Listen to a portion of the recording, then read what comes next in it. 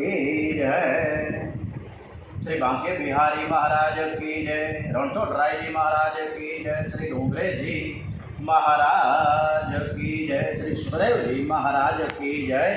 ओम श्री व्यास नारायण भगवान की जय। गम गणपते नमो नमः। ओम श्री वक्रतुंड महाकाय सूर्यकोटि समप्रभ निर्विघ्नं कुरु मे देव सर्व कार्येषु सर्वदा। ओम श्री गम गणपते नमो नमः। ओम श्री हनुमान जी महाराज की जय। हनुमंते नमो नमः। ओम श्री रामचंद्र भगवान की जय। श्री रामचंद्र भगवान की जय। श्री गायत्री माता की जय।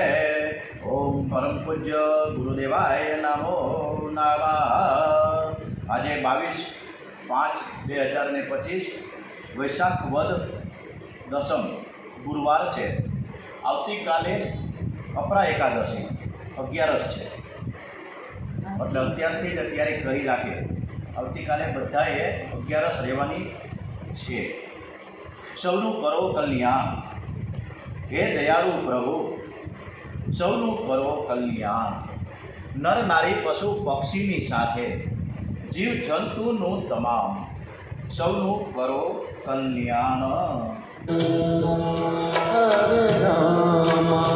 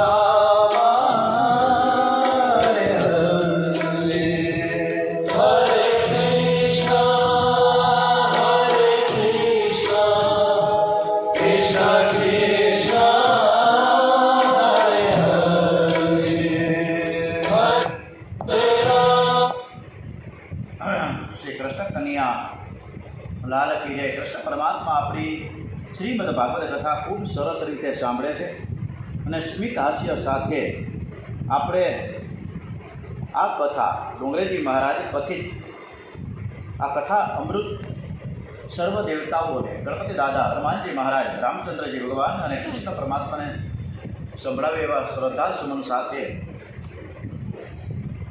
કોરોનાની હડફટે કોઈ પણ વ્યક્તિ ન આવે, કોઈ કોરોનાગ્રસ્ત ન થાય એવા ભાવ સાથે આજની આ કથા આપણે પ્રભુ પરમાત્માને પ્રાર્થના સાથે સમર્પિત કરીએ કે અમને બધાને તમે સુરક્ષિત રાખજો, દરેકનું આરોગ્ય સરસ રીતે જળવાઈ રહે એવા ભાવ સાથે કરાર વિંદેન પદાર વિંદમ મુખાર વિંદે વિનવે શયંતમ વટસ્ય પત્રસ્ય પુતે શયાનમ બાલમ મુકુંદમ મનસા સ્મરામી। સ્કંદ 6 તરફ પુષ્ટિ લીલા આગળ વધીએ। જુદા જુદા નરકોના વર્ણન કર્યા છે અને આપણા કર્મ ફળ મુજબ એ નરક અને સ્વર્ગ આપણને મળે છે। આ બધું જ વર્ણન સાંભળ્યા પછી પરીક્ષિત રાજા સુખદેવજી મહારાજને પ્રશ્ન પૂછે છે કે મહારાજ આવા નરકમાં જવાનો વારો ન આવે એવો કંઈક ઉપાય બતાવો। આપણે પણ સુખદેવજી મહારાજને પૂછીએ ને કે ભાઈ હવે અમારે નરકમાં નથી જવું અને નરકમાં ન જવું પડે તો અમારે કરવાનું શું? આ નરક લોકોનું વર્ણન સાંભળીને અમને તો બહુ જ બીક લાગે છે। મનુષ્યને કોઈ દિવસ નરકમાં જવાનો પ્રસંગ ન આવે તેવો કોઈ સરળ અને ઉત્તમ ઉપાય તમે બતાવો।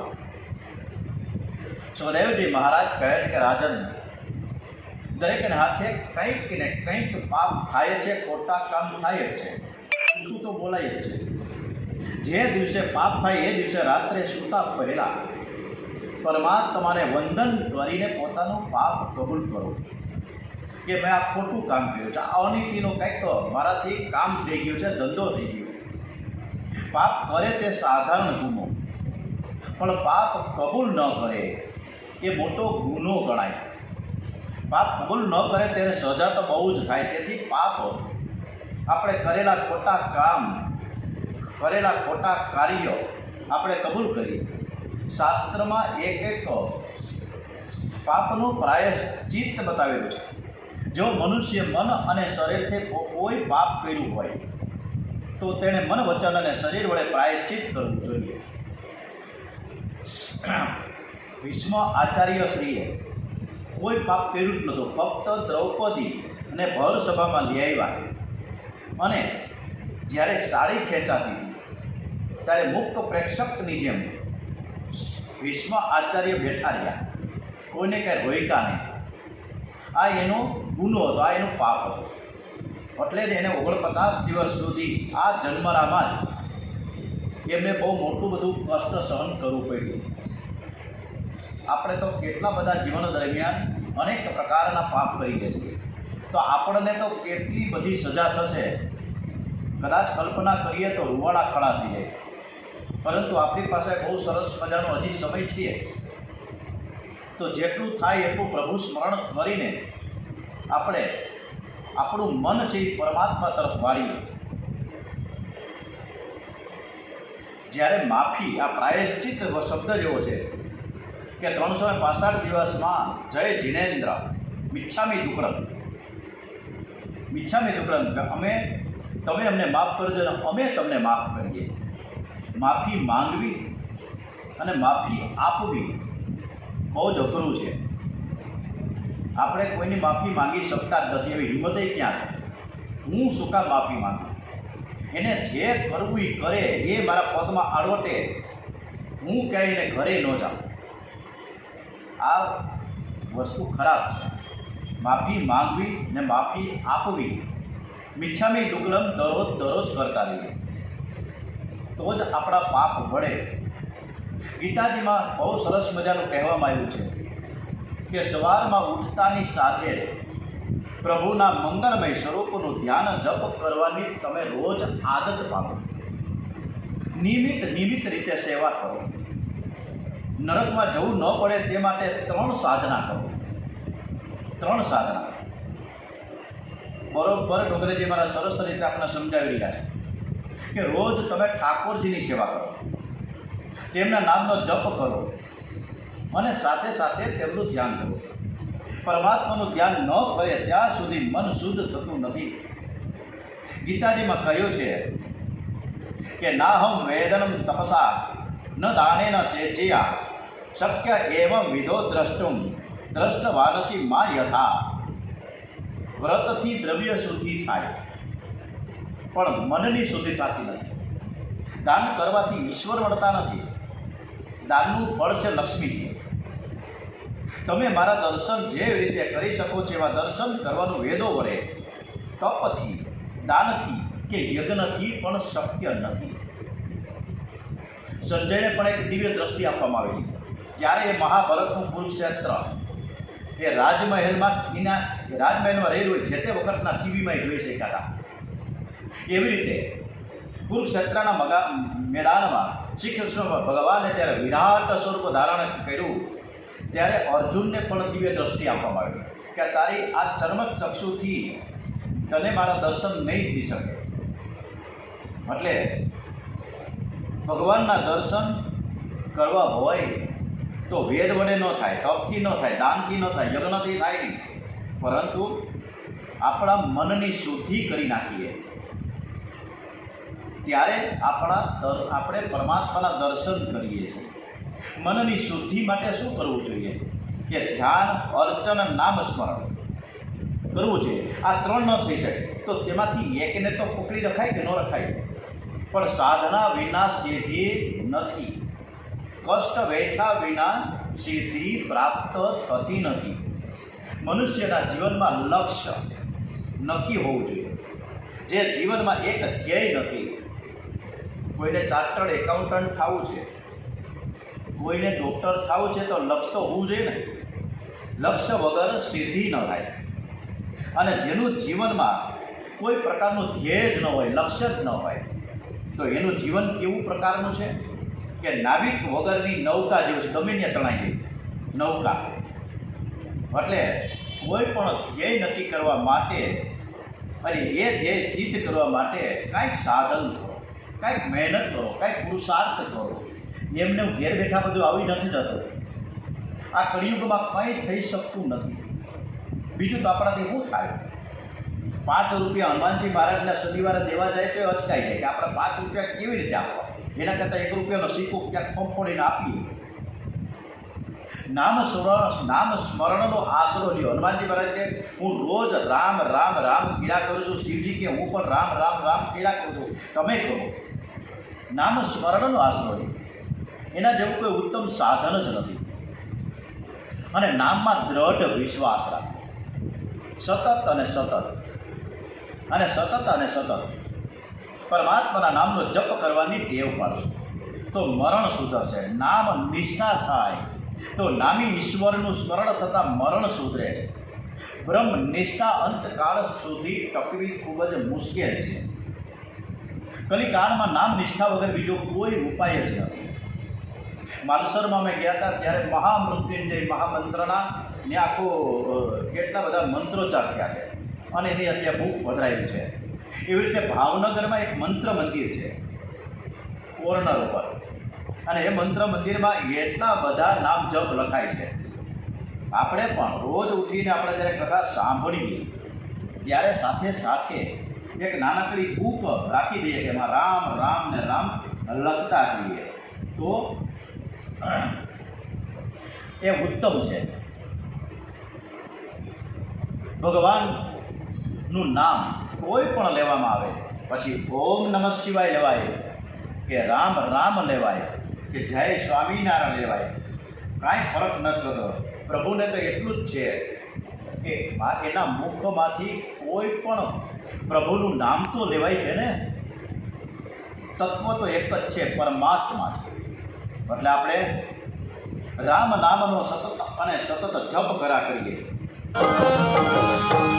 શ્રી રામ જય રામ જય જય રામ. શ્રી રામ જય રામ જય જય રામ. શ્રી રામ જય રામ જય જય રામ. શ્રી રામ જય રામ જય જય રામ. શ્રી રામ જય રામ જય જય રામ.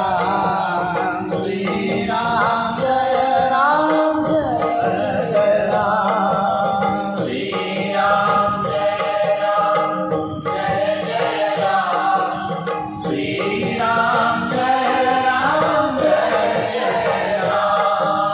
ભજ મને હોવે સફલ સદ કામ.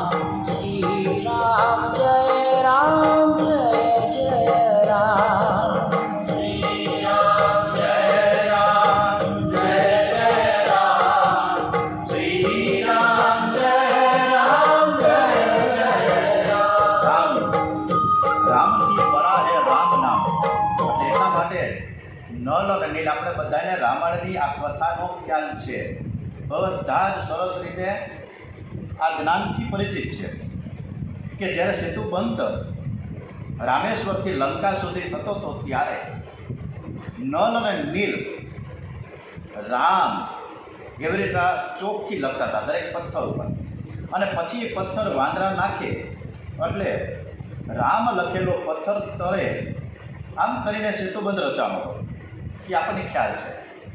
પણ રામ નામનો જે પથ્થર, રામ લખ્યા વગરનો કોઈ પથ્થર કદાચ નાખે, કોઈ પથ્થર તરતો ને ડૂબી જાય. એટલે વાંદરા પાછા વળી કાઢીને આવે નળની પાસે કે હવે તમે આમાં રામ લખી દો ને, હવે પથ્થર ડૂબી ગયો. આ બધું રામચંદ્રજી જોયા જ કરે શાંતિથી શીલા ઉપર કે આ શું કરી રહ્યા છે, મારું નામ લખે છે અને પથ્થર નાખે છે. આ કાંઈક છે અદ્ભુત હો કંઈક. એટલે એણે એમ થયું કે હું કંઈક હાલોને મદદ કરું, હું એક નાનકડો પથ્થર ઉપાડી નાખું તો કરે જેટલો ઉપડે એટલો. પણ બધાની વચ્ચે નહીં નાખ્યું. એટલે થોડેક દૂર એકાદ કિલોમીટર ચાલીને કોઈ ન જોઈ શકે ને એવી રીતે રામચંદ્રજી સમુદ્રના કિનારે આવી ગયા અને પછી નીચે નમીને પથ્થર લીધો અને પથ્થર ઉપાડ્યો, નાખ્યો સમુદ્રમાં, તો તરત ડૂબી ગયો. રામચંદ્રજી ચિંતામાં પડી ગયા, વિસામણમાં પડી ગયા, ઉદાસ થઈ ગયા. કારણ મેં મારા હાથેથી રામ લખેલો રામ તો હું પોતે જાતે જ છું, પછી મારે ક્યાં પ્રશ્ન છે? તોય પથ્થર ડૂબી ગયો. બીજી વાર ઉપાડ્યો, બીજો પથ્થર નાખ્યો, ડૂબી ગયો. આ હારું અજુગતું છે. ઓલા નલ નીલ મારું નામ લખે છે ને પથ્થર તળે અને હું પથ્થર નાખું ને પથ્થર ડૂબે, આવું થોડું હોય. ત્રીજી વાર એને કહ્યું કે હાલો પ્રયત્ન તો કરું, કદાચ કંઈક મને ભૂલ થઈ હશે. ફરી ત્રીજી વાર ઉપાડ્યો પથ્થર અને નાખ્યો, ડૂબી ગયો. ઉદાસ થઈ ગયા રામજી, આવું કેમ થાય? તો હનુમાનજી પાછળ જ ઊભા હતા, સૂક્ષ્મ સ્વરૂપે પ્રગટ થયા. રામચંદ્રે તરત પાછળ જોયું તો હનુમાનજી મહારાજ, અરે હનુમાન તું અહીંયા હું કરશ? હું બધું જોઉં છું તમારી, તમે શું શું કરી રહ્યા તે મને બધી જ ખબર છે. કે તે બધું જોયું? તો કે આ જોયું જોઈએ કે તમે એક વખત નહીં, બે વખત નહીં, 3 વખત પથ્થર ઉપાડીને નાખ્યો સમુદ્રમાં, તો સમુદ્રમાં એ પથ્થર ડૂબી ગયો. એવી ચિંતા તમે કરો છો ને? તો કે હા. તો તે તો મારા મનની વાત જાણી ગઈ. તો કે પ્રભુ તમે ભલે સાક્ષાત રામચંદ્રજી છો, પરંતુ તમારા રામમાં જે શક્તિ છે એ તમારામાં નથી.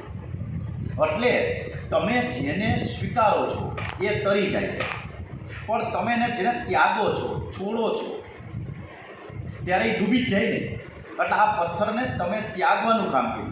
તમે ત્યાગો છો, પણ તમારા શરણમાં જે આવે છે એને તમે તારો છો. એટલે આ પથ્થર ડૂબી ગયો છે, એનો આ અર્થ થાય મારી દ્રષ્ટિથી. તો હનુમાનજી મહારાજ ખૂબ સરસ મજાના અર્થ કર્યા. રામજી તો બહુ આનંદ આવી ગયો, રાજીના રેડ થઈ ગયા. હનુમાન તું તો બહુ જ બુદ્ધિશાળી છો, મને પણ આવી બધી ખબર નહોતી. તું ખાલી બળવાન નથી, પણ આજે તો મને ખાતરી થઈ ગઈ કે તું બુદ્ધિશાળી છો.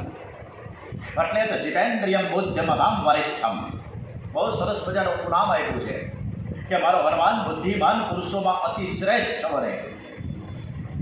જ્યારે આપણે બધા શું છે ખબર છે? બુદ્ધિમતામ વરિષ્ઠમ, હે એ નહીં, પણ આપણે તો બુદ્ધિમતામ કનિષ્ઠમ. આપણે બુદ્ધિનો ઉપયોગ ફક્ત ને ફક્ત કાવડિયા પેદા કરવા માટે કરીએ છીએ, કાવડિયા ભેગા કરવા માટે કરીએ છીએ. અરે ભાઈ, પૈસા તો ચોર લોકોય કમાય છે, પૈસા તો વેશ્યા પણ કમાય છે. જે બુદ્ધિનો ઉપયોગ પરમાત્માને માટે કરે તે ખરો બુદ્ધિમાન છે. પરધન પરમન હરણ કવેશ્યા બળી ચડું, તુલસી સોય ચતુરતા રામચરણ લવલી. વેશ્યાને તો બધું જ આવડે, બીજાનું ધનને કેમ લઈ લેવું. અત્યારે સાયબર કાફેના જેટલા બધા ફ્રોડ થાય છે એ બધા આ જ પ્રકારના છે. ઇન્સ્ટાગ્રામમાં કરે ને કોણ જાણે ક્યાંથી બધા હલવાઈ જાય તે ખબર નથી પડતી. પરધન પરમન હરણ કવેશ્યા બળી પ્રવીણ, બીજાના મનને હરી લેવું, બીજાના ધનને લૂંટી લેવું, એમાં વેશ્યા બહુ ચતુર હોય છે. પણ તુલસીદાસજી કાંઈક બીજી જ વસ્તુ કહે છે કે જે રામચરણ લવલીનમાં જે મગ્ન હોય એ વધારે ને વધારે ચતુર છે. વર્ષો પહેલાં એક આમ્રપાલી જે ગણિકા હતી, નૃત્ય નાટિકા નર્તકી હતી આમ્રપાલી, અને અજાત શત્રુઓને ખૂબ જ પ્રેમ કરતો. પણ ધીમે ધીમે ધીમે ધીમે આ આમ્રપાલી જે ગણિકા હતી એનું મન આ સંસારના વિષયમાંથી હટી ગયું અને બુદ્ધમ શરણમ ગચ્છામિ અને બૌદ્ધ ધર્મ અંગીકાર કરીને અને પોતાનો જે દેહ છે એ સમર્પિત કરી દીધો બૌદ્ધ ભગવાનને. આ જગતથી ભગવાનને આધીન છે, પણ ભગવાન નામને આધીન છે. તમે જે દેવના નામનો જપ કરો છો એ દેવ તમારી સાથે જ રહે છે. જે પ્રેમથી પરમાત્માના નામનો જપ કરે છે એને પાપ કરવાની ઈચ્છા થતી નથી. મનમાં જ્યારે પાપ આવે ને ત્યારે પ્રેમથી નારાયણ નારાયણ નારાયણ બોલો. જે આદિનારાયણ પરમાત્માનું ધ્યાન અને કીર્તન કરે છે તેનું પાપ છૂટે છે. એનાથી વિમુખ થાય ત્યારે પાપ થતું હોય. પરમાત્માની સાથે રહેનાર કદી પાપ કરી શકે નહીં. એટલે તુલસીદાસજી ખૂબ સરસ મજાનું વારંવાર કહે છે. અદ્ભુત છે તુલસીદાસજીની ચોપાઈ રામાયણમાં. એના જેવા કોઈ કવિ થયા જ નથી એમ કહેતો ચાલે. કમહી નારી પિયારી જીવી લોભ હે પ્રિય જીવી દામ તેવી રઘુનાથ નિરંતર પ્રિય લાગહુ મોહી રામ. જો આવું થાય તો વાસના જાગતી નથી ને પાપ કરવાની ઈચ્છા થતી નથી. તુલસીદાસજી એક એક શબ્દ સરસ રીતે રામ નામ. તુલસીદાસજી હંમેશા રામ રામ કરીને સતત ને સતત પ્રભુ ભજન જ કરતા. આવું જ કાંઈક એક વાત યાદ હતી. હું ગોંડલનો છું અને મારા ગોંડલની બાજુમાં એક વાછડા ગામ છે જ્યાં વાછડા દાદા બિરાજમાન છે. આજની તારીખમાં પણ વાછડા દાદા છે જ્યાં દર સોમવારે લાપસી થાય છે. મંદિર છે મંદિર. અને વાછડા દાદાનું એટલું બધું સરસ મોટું મંદિર હવે તો થઈ ગયું છે. ત્યાં દર સોમવારે ઘણા કૂતરાને કરડે તો પણ એની માનતા લઈને જાય છે. એટલે ત્યાં દરરોજ લાપસી થાય. દરરોજ એટલે સોમવારે લાપસી થાય અને અનેક બાળ ગોપાલ સાથે લોકો લાપસી જમે. આ વાછડા ગામમાં એક નાનકડી ગરીબ 60 વર્ષની વૃદ્ધ મહિલા જેનું નામ છે જનાબાઈ. આ જનાબાઈ આમ ગરીબ પરિવાર પણ એ આજુબાજુમાં જેટલા ઢોર ઢાકર પાદરમાં હોય કે ગામમાં હોય એની પાછળ ફરે ગાય ને ભેહુની પાછળ. અને એના જે ગોદડા ઉપાડી અને મોટા બધા સૂંડલામાં રાખે અને સૂંડલો ઉપાડી અને એના આંગળામાં રાખે અને આંગળામાં આવી અને એ થાપે, છાણા થાપે. અત્યારે છાણા કોને કહેવાય જ ખબર નથી છોકરામાં. છાણા કોને કહેવાય? અત્યારે મારે આપણે ક્યાંક સારો યજ્ઞ ગાયત્રી યજ્ઞ કરવો છે કે કોઈ પણ હોમાત્મક યજ્ઞ કરવો છે એમાં અડાયું છાણું જોઈએ. અડાયું છાણું એટલે છાણા કોને કહેવાય પણ આજની પેઢીને ઘણીવાર ખબર નથી. પણ આ જનાબાઈ છાણા બનાવીને વેચે, એમાંથી જે કાંઈ પૈસા આવે એમાં એનું ઘર વ્યવહાર ચાલે. હવે આમ નામ નજીકમાં આવી રહ્યું છે ચોમાસું. અત્યારે આપણે ચોમાસું નજીક જ છે. એમ તો આગાહીઓ અંબાલાલ પટેલે તો કહી છે કે વરસાદ વરસશે એમ. એકી સાથે થોડા 1-2 મહિનામાં એને ઢગલો કરી દીધો જનાબાઈએ. લગભગ ઓછામાં ઓછા 2000 છાણા તૈયાર કરી દીધા અને પછી તૈયાર કરી અને માથે એક હાઈટ કલાક તાલપત્રી જેવું પછી માથે ઘાસ નાખીને ગોઠવી દીધું કે અંદર પાણી ન પડે છાણાને અને છાણા પરણે નહીં. હવે બીજે દિવસે એક વખત આવતીકાલે શુક્રવાર છે ને, તો શુક્રવારે એ જનાબાઈ ઉઠી સવારના 5 વાગ્યાના. 5 વાગે ઉઠીને એના આંગણામાં જે ઢગલો કરીને માથે આમ બધું ઢાંક્યું હતું ને એમાં કાંઈ ખળબળાટ થયો એવું લાગ્યું. તો કોઈ કપડું હટાવી લીધું હોય છે, કોઈ ઘાસ ફેરફાર કરી નાખ્યો, પણ એને જે છાણાનો ઢગલોથી ઓછો થઈ ગયો હોય એવી ખબર પડી. એને આપણે ખબર તો પડે ને, ઘરમાં કાંઈક આડાવડું મુકાઈ ગયું હોય તો તરત આપણા ઘરના મહિલાઓને પહેલાં ખબર પડી જાય કે આમાં કાંઈક આડાવડું થયું છે, ખંજોળવાનું. એટલે હવે આ જનાભાઈને ખબર પડી કે આમાંથી છાણા કાંઈક ઓછા થયા છે. આ છાણા ખૂબ ચોરી ગયું હોય એવું લાગે છે કે મારા છાણા કોઈ દિવસ અહીંથી ઘટે નહીં, ઓછા થતા જ નથી. આવું કેમ? એટલે ચારે બાજુ પહેલાં તપાસ કરી, ભાઈ મારા છાણા તમે કંઈ જોયા અહીંથી છાણા કોક લઈ ગયું? હવે ગાંધી તને કંઈ ખબર છે? તારા છાણા કોણ ચોરી જતું હોય? અને તારા છાણા ચોરાઈ જાય તો ગોતી લે ને મારા છાણા, એમાં કંઈ હોય?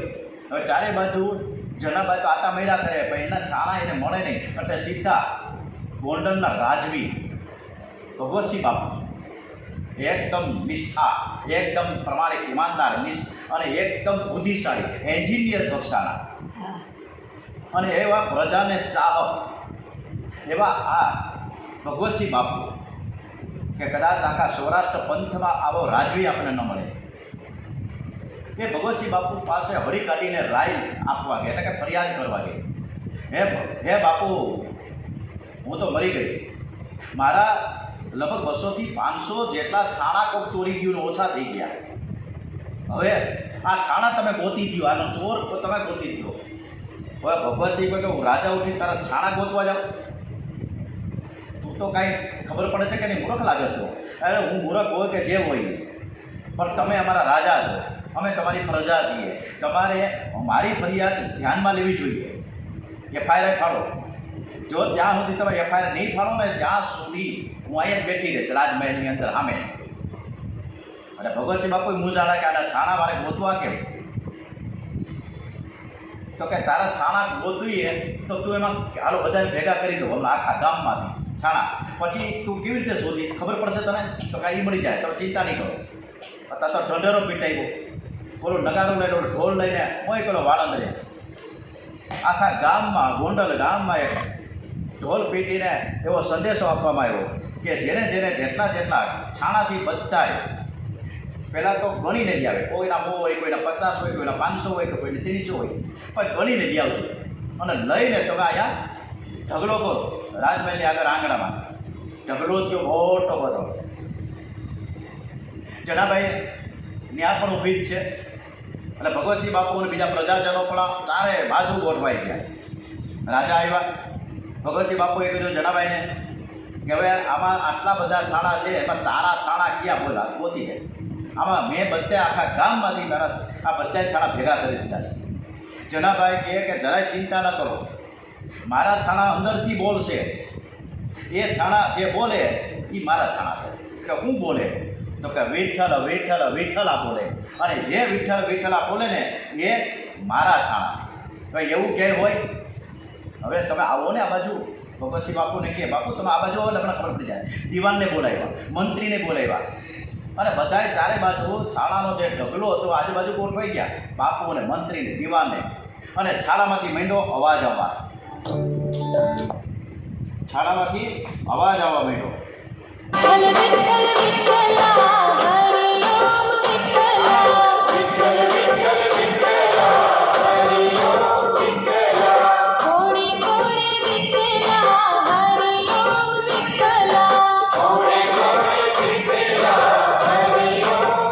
જનાભાઈ બાપુને કે જો અવાજ આવ્યો કે નહીં? વિઠ્ઠલ વિઠ્ઠલ વિઠ્ઠલા હરિ ઓમ વિઠ્ઠલા. બાપુ કે કાંઈ અચરજ છે, છાણા બધી વિઠ્ઠલ વિઠ્ઠલ બોલે નહીં, આ જપ એને મેળે મેળે છાણું કેવી રીતે કરે?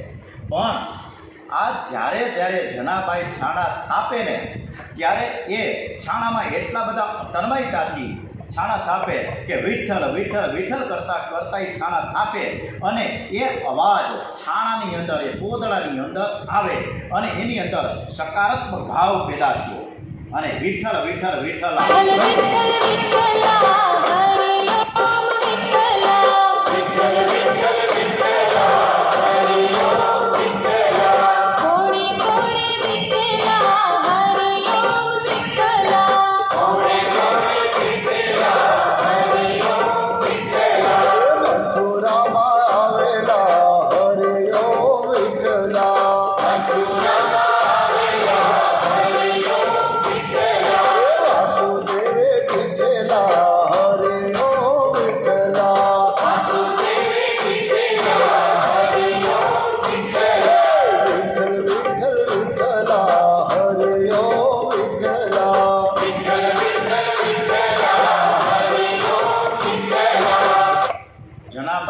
જેટલા છાણામાંથી અવાજ આવતો હતો વિઠ્ઠલ વિઠ્ઠલ વિઠ્ઠલા હરિ ઓમ વિઠ્ઠલા, તરત તે છાણા નોખા કર્યા. અને આ છાણા ચોરનાર કોણ છે? ઊભો કર્યો એને, આંગળી ઊંચી કર, નકર મોટામાં મોટી સજા થશે, એના કરતાં ડિક્લેર કરી દે.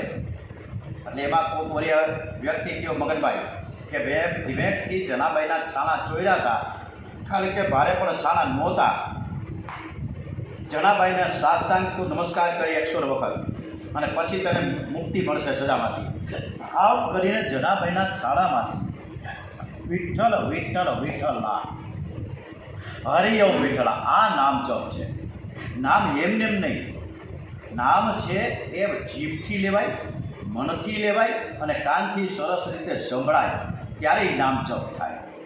જપ વિધિમાં 2 નિયમ પાડવા જોઈએ. ડોંગરેજી મહારાજ આપણે સરસ મજાનું જપ વિધિ સમજાવે છે કે બ્રહ્મચર્ય પાળવું અને કોઈનું કદી ખાવું નહીં. આ વારંવાર ડોંગરેજી મહારાજ કહે છે કે તમારે કોઈ દિવસ કોઈનું ખાવું નહીં.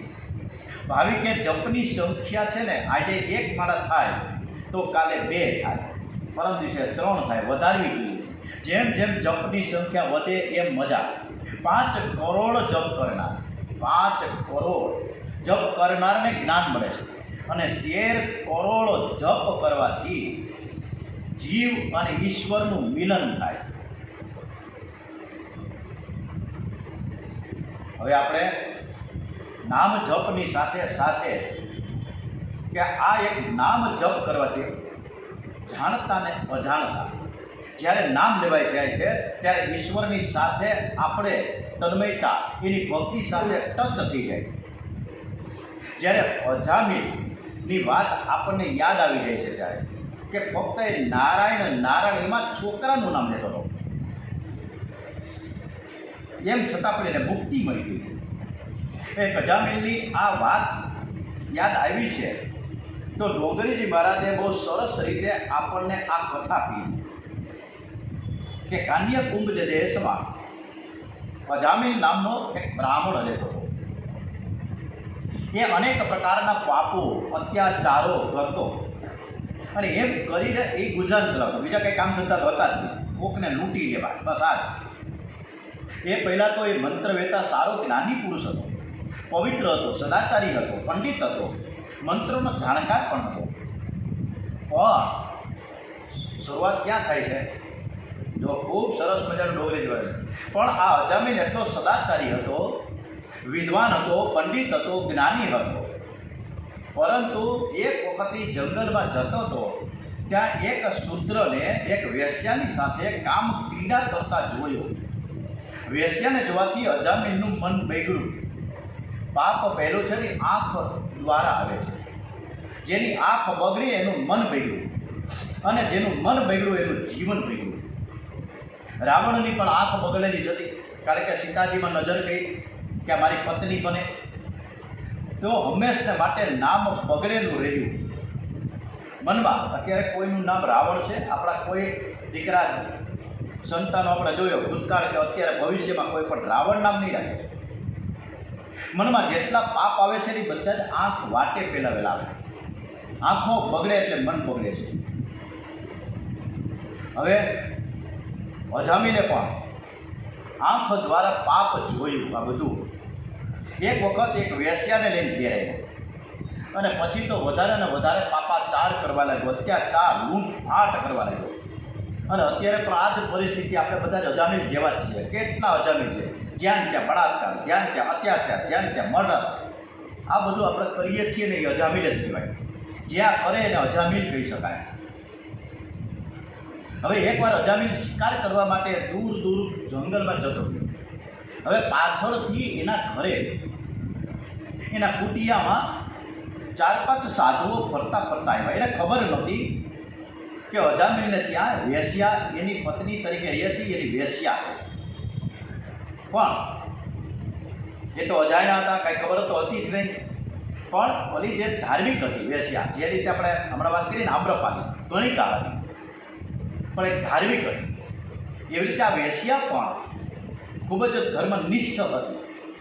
એટલે એણે સાધુઓને આવકાર આપ્યો છે, સ્વાગત કર્યું. સરસ મજાના પહેલાં તો ચા પાણી પાયા અને પૂછ્યું કે જમવાનો ટાઈમ થઈ ગયો છે, હું રસોઈ બનાવું, તમે શાંતિથી જમો. અમારા ઘરે તમે અમારા આંગણે તમે આવ્યા છો અને સાધુ અમારા ઘરે ક્યારે આવે? અમે ભાગ્યશાળી. એટલે સાધુઓ એ બાઈની વાતથી સંમત થયા છે, ભગવાનને ભોગ દીધો અને પછી સાધુ સંતોને જમાડ્યા. થોડી વાર પછી ત્યાંથી એને સમાચાર એવા મળ્યા કે આ વેશ્યાનું ઘર છે અને એનું જે અન્ન છે, એણે આપણને જે જમાડ્યા છે એ આપણા પેટમાં એનું અન્ન ગયું. પણ કાંઈ વાંધો નહીં, હવે બીજું તો કાંઈ થઈ શકે નહીં. પણ જેનું ખાધું છે એનું કંઈક કલ્યાણ તો કરવું જોઈએ ને. આ સંતોની એક કલ્યાણમયી એની રચના છે. એના વિચાર એના આવે છે કે અમારે આને ઘરે આનું કાંઈક કલ્યાણ થાય. એને ખબર પડી કે આ મહિલા છે, આ અજામિલની જે ઘરવાળી છે, ભલે વેશ્યા હોય પણ અત્યારે ગર્ભવતી છે, એવું એને ખ્યાલ આવી ગયો. થોડી વાર પછી અડધી પોણા કલાકે અજામિલ આવ્યો ઘરે. વેશ્યાએ તરત બહાર આવીને અજામિલને કીધું કે આ સાધુ સંતો દૂર દૂરથી આવ્યા છે, તમે એને વંદન કરો. એટલે એની પત્ની જે વેશ્યાના કહેવાથી એને વંદન તો કર્યા સાધુના. સાધુએ કીધું તમે તમારા ઘરનું ભોજન લીધું છે ત્યારે તમારે અમને દક્ષિણા આપવી જોઈએ. અજામિલ કે દક્ષિણાની ક્યાં વાત કરો તમે? તમે એક તો અહીંયા આવ્યા જ કેમ, અને આવ્યા છો તો અત્યારે નતર હવે જાઓ, નકર અમે તમને મારીશું. આ તો અમે હારા છીએ કે અમે તમને લૂંટપાટ કરતા નથી, કે તમારામાં જે હોય ને બધું લૂંટી લઈએ. તો પાછા દક્ષિણાની વાત કરું છું. એટલે સાધુ અને સંતો કે અમારે તમારી પાસેથી એક પણ રૂપિયો જોતો નથી, પણ એમ છતાંય દક્ષિણા તો આપવી જ પડશે. અજામિલ કે મહારાજ તમે એમ કહો છો કે તમને એક રૂપિયો જોઈતો નથી, તો દક્ષિણા હું આપું? ત્યારે સાધુ કહે છે અજામિલને કે અમને ખબર છે કે આ તારી પત્ની છે એ ગર્ભવતી છે, ટૂંક સમયમાં તમારે ત્યાં પુત્ર રત્ન પ્રાપ્ત થશે, ત્યારે એ દીકરાનું નામ તારે નારાયણ રાખવાનું. બસ આ અમારી દક્ષિણા. અજામિલ કે અમને કાંઈ વાંધો નથી, અમને શું વાંધો, મારે તમે અહીંયા નામ રાખવાનું છે ને, અમે તો હું નારાયણ રાખીશ નામ. સાધુ સંતો આશીર્વાદ આપીને જતા રહ્યા. થોડા સમય યથા પ્રસંગે અજામિલને ત્યાં દીકરાનો જન્મ થયો છે અને એમને નામ રાખ્યું છે નારાયણ. હવે તો ઘોડિયામાં હોતું હોય તો નારાયણ નારાયણ, રમકડાથી રમાડે તો નારાયણ નારાયણ, થોડોક દહીંને ભાત ખવડાવે તોય નારાયણ નારાયણ. અજામિલ નારાયણ નારાયણ આખો દિવસ. દીકરો 5 વર્ષનો થઈ ગયો. રોજ 5 વર્ષમાં અનેક નામો લે, નારાયણ નારાયણ નારાયણ. નારાયણ રમવા જાય તો નારાયણ કરીને બોલાવે કે તું કાંઈ પડતો આખડતો નહીં, શાંતિથી જાજે, નારાયણ જલ્દી આવે, હાલો આપણે ભાઈ જમી લઈએ. એમ કરીને ઘણી વાર એમણે નારાયણનું ઉચ્ચારણ સતત અને સતત ચાલુ, પણ એના દીકરાનું નામ લેતા હતા. પણ દીકરાનું નામ અજાણતા પણ લેતા, છતાં પણ એ ભગવાનનું નામ લેતો થઈ ગયો. હવે એક વખત આ નારાયણ લગભગ 7 થી 8 વર્ષનો થઈ ગયો, એટલામાં એના બાપ એટલે અજામિલને એક દિવસ યમદૂતો પકડવા આવ્યા છે. જે અતિ કામી છે, જેને અતિ પાપ કરતો હોય ને, એને આયુષ્ય હોવા છતાં પણ એને યમરાજા વહેલા ઉપાડી કે જો બધું અહીંયા ટકશે ને ધરતી પર તો વધુનું વધુ પાપ કરશે, અત્યાચારો કરશે, પાપાચાર કરશે. એટલે અજામિલને 12 વર્ષનું આયુષ્ય બાકી હતું, છતાં પણ યમદૂતો એને પકડવા આવ્યા. અજામિલે તો ખાટલામાં હૂતો હતો અને સામે ઉપર એને બધાએ યમદૂતો દેખાડા. 5 યમદૂતો ભયંકર. ભયભીત થઈ ગયો. આજુબાજુ કાંઈ કોઈ ન મળે, એની ઘરવાળી પણ નહોતી, છોકરો દૂર ગયો તો, એ નારાયણ તું ક્યાં ગયો, એ નારાયણ, એ નારાયણ. નારાયણ નારાયણ કરીને બોલાવે કે ભાઈ હું પીઉં છું, તું જલ્દીથી આવ, એ નારાયણ, એ નારાયણ. નારાયણ તો કરતો છોકરાને જોરથી બૂમ પાડે. નારાયણનું નામ સાંભળતા વૈકુંઠના પાર્ષદો આવ્યા અને યમદૂતને કહ્યું કે અજામિલને તમે છોડી દો, હજુ એને 12 વર્ષનું આયુષ્ય બાકી છે. યમદૂતો વિષ્ણુદૂતને સમજાવે છે કે યમરાજાની આજ્ઞા છે અને અમે એને પકડવા આવ્યા છીએ, અમે લઈ જ જશું. આ અતિ પાપી છે અને આ પૃથ્વી ઉપર જીવન અત્યારે લાયક જ નથી હોય. યત્ર દંડેન સુધપતિ, અમે એને પકડીને યમપુરીમાં લઈ જઈશું. એને સદા થશે, અમારે ત્યાં જરાય પણ અન્યાય છે જ નહીં. વિષ્ણુ ભગવાનના પાર્ષદોએ કહ્યું કે તમે હમણાં એને છોડી દો, તમારે કાંઈ કરવાનું, તમારે ટચ પણ નહીં કરવાનું. અજામિલ પાપી છે એ વાત સાચી છે, એમાં અમે સંમત છીએ, પણ એને ભગવાનનું નામ લઈને પાપનું પ્રાયશ્ચિત કરતો રહ્યો છે, એ તમે જાણતા નથી. હમણાં એને કેટલી વાર બોલ્યો નારાયણ નારાયણ નારાયણ, તમે સાંભળતા નહોતા? એમ તો અમે સાંભળતા હતા, પણ મહારાજજી નારાયણ એટલે વિષ્ણુ ભગવાનનું નામ નહોતો લેતો, એ તો એના છોકરાને બોલાવતો. એના છોકરાનું નામ નારાયણજી તમને ખબર છે ને? કે અમને ખબર જ છે. ભલે એ અજાણતા પણ દીકરાનું નામ નારાયણ બોલતો તો ખરા ને. પુત્રના નિમિત્તથી પણ અજામિલે ભગવાનનું નામ તો લીધું ને. જેમ અજાણ પડે આપણે હાયલા જતા હોય અને કોલસો આમ આપણે અગરબત્તી ઘણી વાર દીવાબત્તી કરતા હોય ને, અજાયનો આપણો હાથ છે ને, અગરબત્તી જે અગરબત્તી પેટાઈ હોય, દીવો પેટાઈ હોય, એમાં સેજ અડી જાય તો આપણે કેમ ધગી જાય આપણે? એમ અગ્નિ ઉપર આપણો પગ પકડે તો અગ્નિ આપણે બાળે છે, તરત થઈ જાય. એમ અજાણત આપણા ભગવાનનું નામ લેવાથી આ જીવાત્માનું કલ્યાણ થાય છે. અજાણત આપણા ભગવાનનું નામ લેવાથી તેનું ફળ અવશ્ય અને અવશ્ય મળે છે. અત્યારે આપણે રસ્તામાં હાલ્યા જતા હોય, ઠોકર વાગે ને પડી જાય, ત્યારે આપણે હરી નથી કરતા. શું કરે? હાય હાય.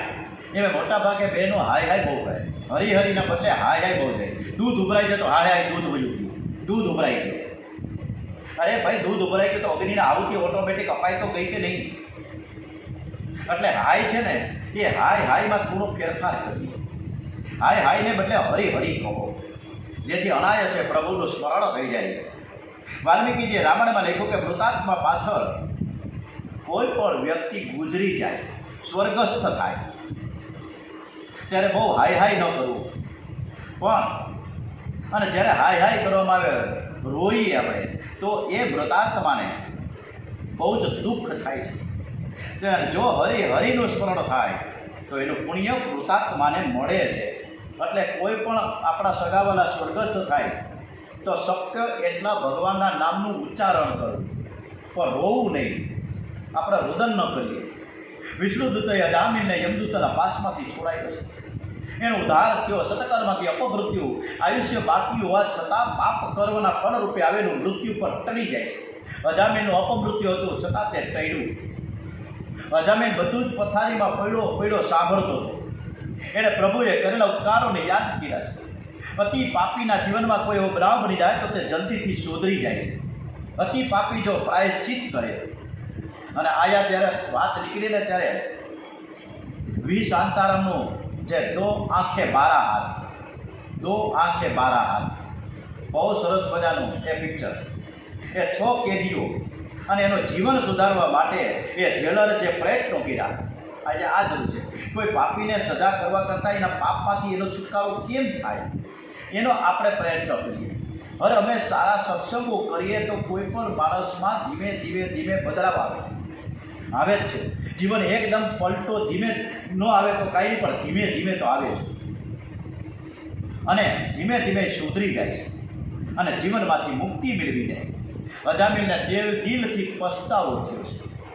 એ ઘર છોડીને ગંગા કિનારે ગયો, જીર્ણ મંદિરમાં રહેવા લાગ્યો. આખો દિવસ ઓમ નમો નારાયણ 5 વખત આપણે કરીશું. અજામીન ગંગા કિનારે જીર્ણ મંદિરમાં એક આસન ઉપર બેસીને, ટટ્ટાર બેસીને, એકદમ પવિત્ર મનથી ઓમ નમો નારાયણ, ઓમ નમો નારાયણ, ઓમ નમો નારાયણ, ઓમ નમો નારાયણ, ઓમ નમો નારાયણ મહામંત્રનો જપ ચાલુ કર્યો. આપણા શાસ્ત્રમાં લખ્યું છે કે ભૂખ અને તરસ એ રોગ છે, અન્ન અને જળ એ દવા છે. દવા કરવી હોય તો માણસ થોડીક જ લે, અને જરાક આટલી કમથી ગોળી હોય પણ તાવ ઉતરી જાય. એવી રીતે ભોજન પણ વિવેકથી કરો. મૌન રાખવાથી જીભ સુધરે છે. પ્રભુના નામનો જપ કરવાથી જીભ સુધરે છે. જેની જીભ સુધરી એનું જીવન સુધર્યું. આંખ સુધરે તો મન સુધરે, અને જીભ સુધરે તો જ જીવન સુધરે. પ્રભુના નામનો જપ છે ને જીભથી કરો. શરીર ઘર છે, જીભથી ઉંબરો છે, અને પ્રભુનું નામ છે દીવો છે. ઘરમાં એક જ દીવો હોય તો લોકો એ દીવાને ઉંબરામાં રાખે. પહેલાં ફાનસ આપણે પેટાવતા, આપણી દાદીમાં, આપણા મોટા બા એ વખતે ફાનસ પેટાવતા.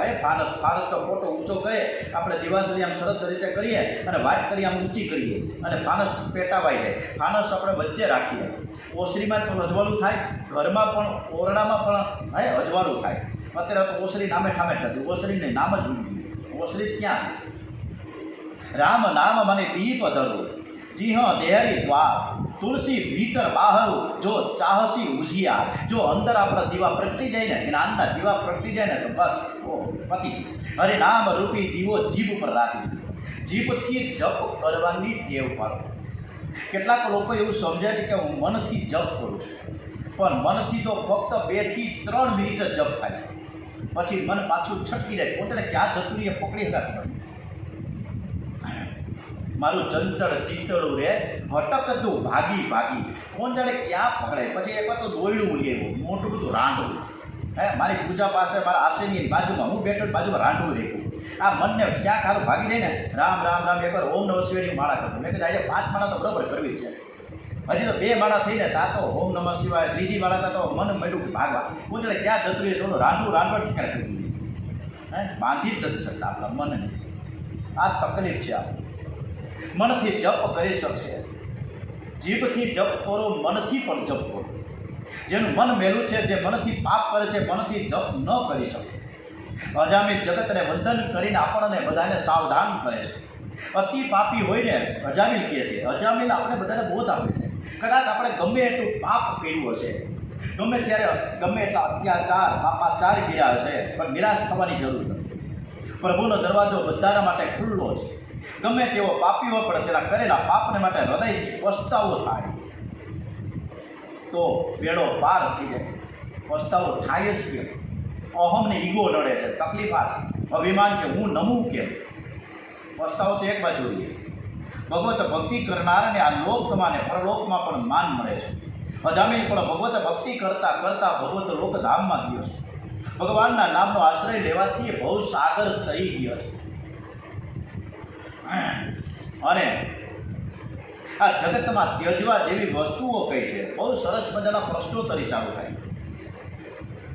આ મણિરત્ન માળાના પ્રશ્નોત્તર ઘણા ઉત્તમ છે. આપણે બધા માયામાં ફસાયેલા છે. દરેક મુમુક્ષુએ હૃદયમાં ઉતારવા જેવા એક એક શબ્દમાં પણ ઘણો ઉત્તમ બોધ આપવામાં આવ્યો છે. પ્રશ્નો બહુ સરસ રીતે થયા છે. આ સંસારમાં બંધાયેલ કોણ છે? એનો જવાબ આપ્યો છે કે જે 5 વિષયોમાં આસક્તિ હોય, આસક્તિ રાખે એ બંધાયેલો છે. તો આ સંસારમાં છૂટેલો એટલે કે સ્વતંત્ર કોણ? જેને વિષયો પ્રત્યે વૈરાગ્ય આવી ગયો એ સ્વતંત્ર છે. ફરીથી એક પ્રશ્ન પૂછવામાં આવ્યો હતો, ઘોર નરક કયું? પોતાનો જ દેહ છે એ ઘોર નરક જ છે. આ દેહમાં શું છે કે જેમાં મૂત્ર છે, વિષ્ણા છે, માંસ છે, લોહી છે, આવા દુર્ગંધયુક્ત પદાર્થો આની અંદર ભરેલા છે. આ શરીરમાં સુંદર શું છે? તો આ શરીરમાં સુંદર કાંઈ છે જ નહીં. સ્વર્ગમાં જવા માટે પ્રથમ પગથિયું કયું? ઉત્તર એવો મળ્યો કે સર્વ તૃષ્ણાઓ, ઈચ્છાઓનો ક્ષય એટલે કે કામનાઓનો નાશ કરી નાખે ત્યારે એ પગથિયું સામે દેખાય છે. ઓ વા દરિદ્રો હે વિશાળ તૃષ્ણા શ્રીમાક્ષકો યસ્ય સમસ્ત દોષ. જગતમાં વધુમાં વધુ ગરીબ એટલે કે દરિદ્ર કોણ છે? જેને ઘણી બધી ઈચ્છાઓ છે, જેને ઘણી બધી તૃષ્ણાઓ છે. આ લઈ લેવું, આ લઈ લેવું, આ લઈ લેવું, આ જોયું, આ જોયું. અને સંસારમાં વધુમાં વધુ શ્રીમંત કોણ છે? શ્રીમંત કોણ? કે જે સદાને માટે જે સંપૂર્ણ અને સંપૂર્ણ સંતોષી છે એ વધુમાં વધુ શ્રીમંત છે. મોટામાં મોટો રોગ કયો? તો આ જન્મ ધારણ કરવો ને એ જ રોગ છે. તો આ રોગને દૂર કરવાનું ઔષધ્ય કયું છે? ઔષધ કયું? ડોગરેજી મહારાજ આના માટે સરસ મજાનો જવાબ આપે છે કે પરમાત્મા સ્વરૂપનો વારંવાર વિચાર કરવો ને એ જ એક ઔષધ છે. શ્રી કૃષ્ણ ગોવિંદ હરે મુરારે, હે નાથ નારાયણ વાસુદેવ. આ મહામંત્રનો જપ અર્થના અનુસંધાન સાથે કરવો જોઈએ. અર્થ કેવો છે? શ્રી કૃષ્ણ ગોવિંદ હરે મુરારે, હે નાથ નારાયણ વાસુદેવ. કૃષ્ણ એટલે કોણ? કે સર્વનું આકર્ષણ કરનાર, મારા મનનું આપના તરફ સતત આકર્ષણ રિયાજ કરે. હે પ્રભુ પરમાત્મા, તમે જ અમારા સર્વનું આકર્ષણ કરનાર છો. ગોવિંદ, ઇન્દ્રિયોનું રક્ષણ કરનાર. ભગવાન, મારી ઇન્દ્રિયોને તમારામાં તલીન કરો. હરે, દુઃખોનું હરણ કરનાર, મારા દુઃખોનું હરણ કરો. જેનું મન ભગવાનમાં લીન થાય એના દુઃખોનું હરણ થાય છે. મુરારે, મૂળ રાક્ષસને મારવાવાળા. મારા મનમાં ભરાયેલા કામ ક્રોધાદી રાક્ષસોને તમે મારો. મૂળ રાક્ષસને મારવાવાળા. મારા મનમાં ભરાયેલા કામ ક્રોધાદી રાક્ષસોને તમે મારો. હે નાથ, તમે અમારા નાથ છો, તમે મારા માલિક છો, હું તો તમારો સેવક છું. નારાયણ, હું નર છું, હું એક સામાન્ય મનુષ્ય છું અને તમે તો નારાયણ છો. વાસુદેવ, અસુ એટલે પ્રાણ, મારા પ્રાણનું રક્ષણ કરનારા મારા ભગવાન, મારું મન તમારા ચરણે હું અર્પિત કરું છું. પ્રાચીનમાં એ રાજાને ત્યાં પ્રચેતા નામના 10 પુત્રએ જન્મ લીધો. એમને ત્યાં દક્ષ નામનો પુત્ર થયો. દક્ષ પ્રજાપતિ અંતતુય સ્તોત્રથી આદિનારાયણ ભગવાનની આરાધના કરે. દક્ષને ત્યાં હરિયશ્વ, સમલાક્ષ આદિ 10,000 પુત્રો થયા. એણે દક્ષે પ્રજા ઉત્પન્ન કરવાની આજ્ઞા કરી, પરંતુ નારદજીએ તે બધાને સંન્યાસ આપ્યો. તેથી દક્ષ પ્રજાપતિને બહુ દુઃખ થયું. એને ક્રોધમાં આવીને નારદજીને શ્રાપ આપ્યો કે તમે એક ઠેકાણે નહીં રહી શકો, અનેક ઠેકાણે તમારે ભટકવું પડશે. નારદજીએ શ્રાપને સરસ સ્વીકારી લીધો. તેણે શ્રાપને બદલે વરદાન માની લીધું અને આબુ એના વરદાન આપ્યું કે હવે તમારે ઘેર 60 કન્યાઓ થશે, જેથી સંન્યાસનો પ્રશ્ન જ નહીં રહે. નારદજીએ દક્ષને આશીર્વાદ આપ્યા. શ્રાપનો બદલો આશીર્વાદથી આપે ને એ જ સંત કહેવાય. દક્ષની 60 કન્યાઓમાં પ્રધાન કન્યાઓ દિતિ અને અદિતિ છે. અદિતિને ઘેર 12 બાળકો થયા છે. વિવસ્વાન, અર્થમાં, ઉષા, ત્વષ્ટા, સવિતા, ભોગ, ધાતા, વિધાતા, વરુણ, મિત્ર, શુક્ર અને ઉગ્રમ એકના વંશનું વર્ણન કરવામાં આવ્યું. એ પૈકી ત્વષ્ટા પ્રજાપતિને ત્યાં વિશ્વરૂપનો જન્મ થયો. વિશ્વરૂપ દેવોના પર ગુરુ બન્યા છે. એક દિવસ ઇન્દ્ર રાજા સિંહાસન પર વિરાજમાન હતા. ત્યાં ગુરુ બૃહસ્પતિની ઇન્દ્રસભામાં પધરામણી થઈ. દેવોના તથા પોતાના ગુરુ બૃહસ્પતિ સભામાં પધાર્યા છતાં ઇન્દ્રે ઊભા થઈને તેનું સ્વાગત ન કર્યું. બૃહસ્પતિને માનની ઈચ્છા ન હતી, પણ પોતાનું ઇન્દ્ર સભામાં આવું અપમાન થતાં તેને દેવોનો ત્યાગ કર્યો. એમણે ઇન્દ્રને શ્રાપ આપ્યો કે તું દરિદ્ર થશે. સંપત્તિમાં સાનભાન ભૂલે છે તે દરિદ્રી ન થાય ત્યાં સુધી તેનો સાનભાન ઠેકાણે નથી આવતું. આ હકીકત જાણી દૈત્યો એ દેવોની સાથે યુદ્ધ આરેલું. સ્વર્ગનું રાજ્ય દૈત્યોને મળ્યું. આથી દેવો બ્રહ્માજીની પાસે જઈને કહેવા લાગ્યા, અમારું રાજ્ય રાક્ષસોએ બળજબરથી પડાવી લીધી છે, તમારે કરવું શું? બ્રહ્માજીએ દેવોને ઠપકો આપ્યો, બ્રાહ્મણનું અપમાન કરવાથી તમે દરિદ્ર થયા છો, માટે તમે સમજીને બ્રાહ્મણની સેવા કરો. બ્રાહ્મણનું મહત્વ ખૂબ જ છે. બ્રાહ્મણ છે એ સર્વોપરી. બ્રાહ્મણ એ બ્રહ્માના મુખથી ઉત્પન્ન થયા. ગમે એવો બ્રાહ્મણ હોય તેવું ભગત હરમેશ કહે છે કે બ્રાહ્મણને સન્માનિત કરીને તમારે જમાડો. ગમે એવો બ્રાહ્મણ હોય પણ બ્રાહ્મણના આશીર્વાદ લ્યો, બ્રાહ્મણની સેવા કરો. કોઈ પણ બ્રહ્મનિષ્ઠ બ્રાહ્મણને ગુરુ માની બૃહસ્પતિની ગાદી પર તમે બેસાડી દો. દેવોએ પૂછ્યું કે બ્રહ્મનિષ્ઠ બ્રાહ્મણ છે કોણ? બ્રહ્માજી કે ત્વષ્ટા પ્રજાપતિનો પુત્ર વિશ્વરૂપ બ્રહ્મનિષ્ઠ છે. વિશ્વ એટલે જગત, વિશ્વ એટલે વિષ્ણુ ભગવાન. વિશ્વના પ્રત્યેક પદાર્થમાં વિષ્ણુને જુએ છે તે વિશ્વરૂપ કહેવાય છે. વિશ્વરૂપથી કેવળ બ્રહ્મ જ્ઞાની નહીં, પરંતુ બ્રહ્મનિષ્ઠ પણ છે. વિશ્વરૂપે દેવોને નારાયણ કવચની વિદ્યા આપી. નારાયણ કવચના પ્રતાપે દેવોએ રાક્ષસોનો વિનાશ કર્યો અને સ્વર્ગનું રાજ્ય પાછું અપાયું. પરીક્ષિત રાજાએ પ્રશ્ન કર્યો કે મહારાજ, આ નારાયણ કવચ છે શું? એ સાંભળવાની મારી તીવ્ર ઈચ્છા છે. આખા ભાગવતમાં ખૂબ સરસ મજાના પરીક્ષિત રાજા સુખદેવજી મહારાજને પ્રશ્ન કરે છે. સુખદેવજી મહારાજ કહે કે રાજન, વીર પુરુષો યુદ્ધ કરવા માટે જાય ને ત્યારે લોઢાનું બખ્તર કરીને જાય છે. કવચ એટલે બખ્તર. નારાયણ કવચ એ મંત્રાત્મક કવચ છે. આ કવચ ધારણ કરવાની ઈચ્છા હોય તો સ્નાનાદિથી નિવૃત્ત થઈ અંગ ન્યાસ કર ન્યાસ કરો. પૂજામાં બેસતા પહેલાં એક અંગની શુદ્ધિકરણ કરો. પૂર્વમાં કે ઉત્તરમાં મુખ રાખીને નારાયણ કવચના મંત્રનો જપ કરો. તેનેવ સત્યમાનેન સર્વજ્ઞો ભગવાન હરે પાતુ સર્વે સ્વરૂપેણ સદા સર્વત્ર સર્વત્ર. આ વાત નિશ્ચિત રૂપથી સત્ય છે.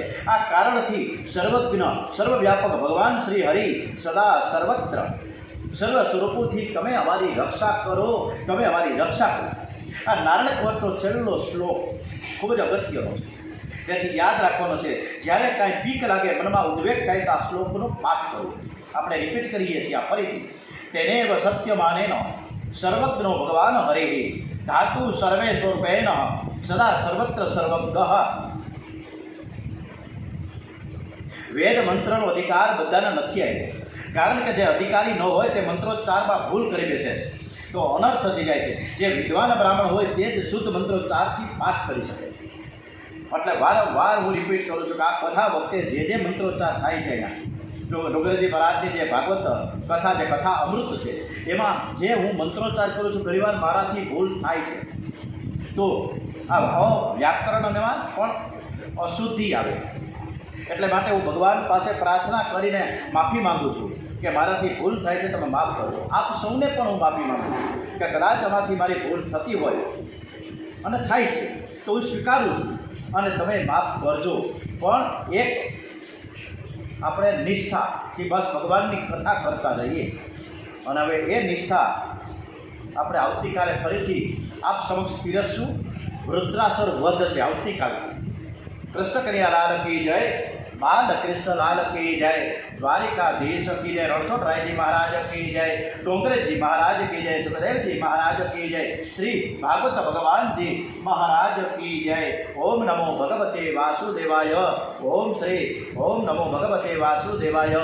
ભારત માતા કી જય. વંદે વેદ માતરમ, વંદે વેદ માતરમ. ઓમ નમઃ પાર્વતી પતય. હર હર હર મહાદેવ હર.